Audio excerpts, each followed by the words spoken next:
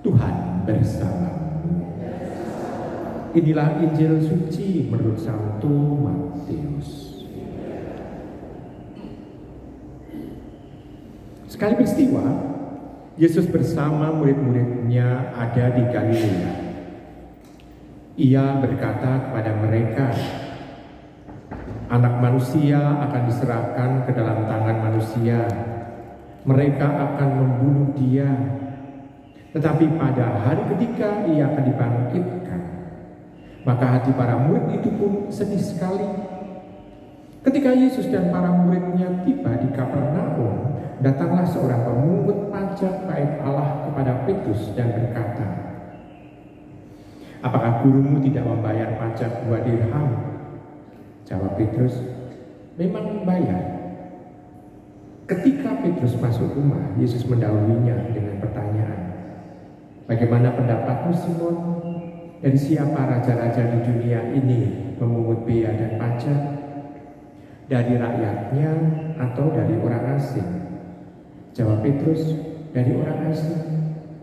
Maka kata Yesus kepadanya, "Jadi bebaslah rakyatnya. Maka agar kita jangan jadi batu sandungan bagi mereka, janganlah memancing. Pergilah memancing ke danau, dan ikan pertama yang kau pancing tangkaplah.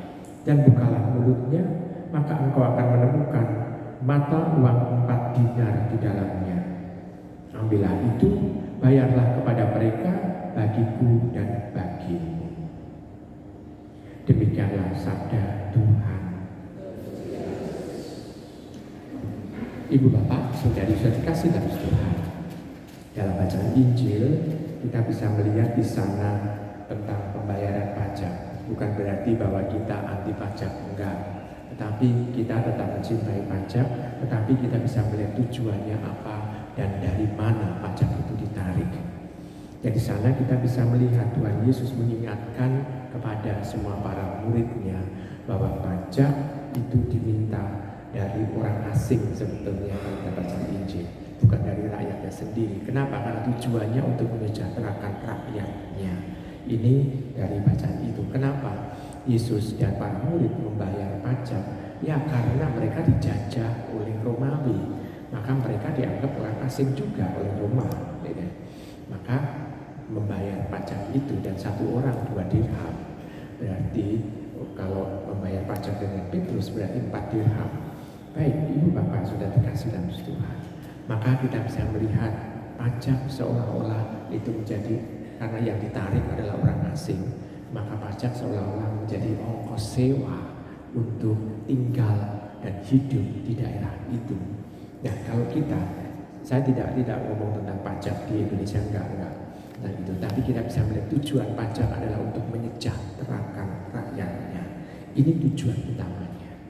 Nah sekarang masalahnya dalam kehidupan kita harus menyadari itu. Apakah kita juga, kalau kita hubungannya dengan gereja, apakah kita juga punya pajak? Kita nggak punya perpuluhan kan?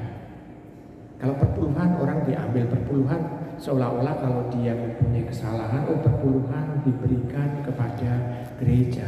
Dia seolah-olah nggak punya lagi yang lain-lain yang harus diberikan kepada Tuhan. Tetapi Tuhan menuntut lebih dari perpuluhan itu, menuntut lebih, yakni apa? Seluruh hidupmu berikanlah kepada Tuhan.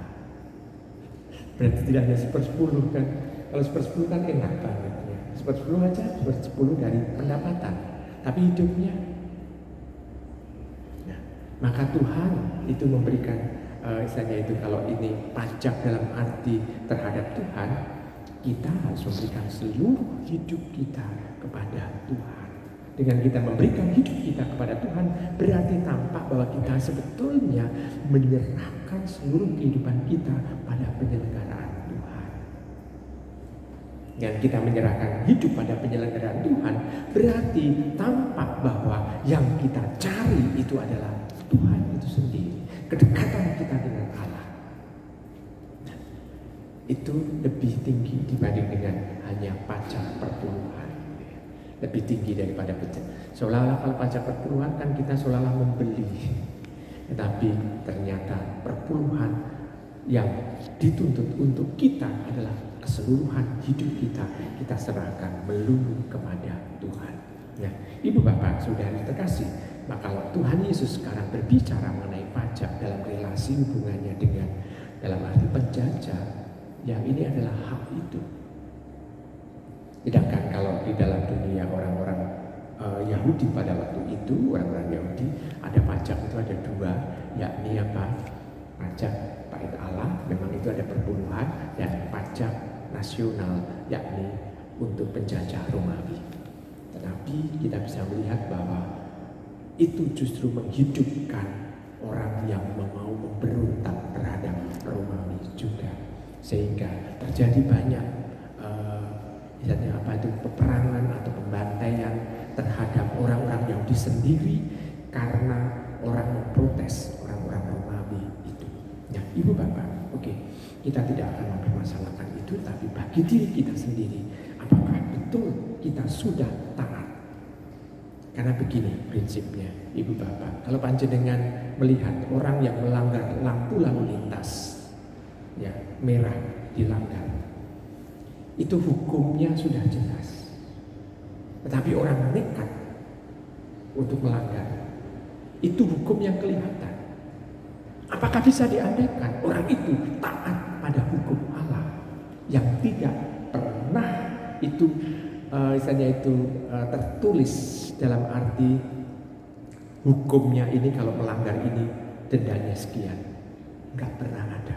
Tetapi hukum yang nyata dengan denda saja itu bisa dilanggar, apalagi hukum Allah yang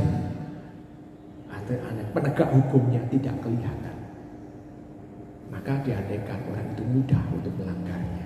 Maka kalau kita mau taat kepada Allah, maka harus diperlihatkan dalam diri kita untuk juga taat dengan aturan-aturan main dalam hidup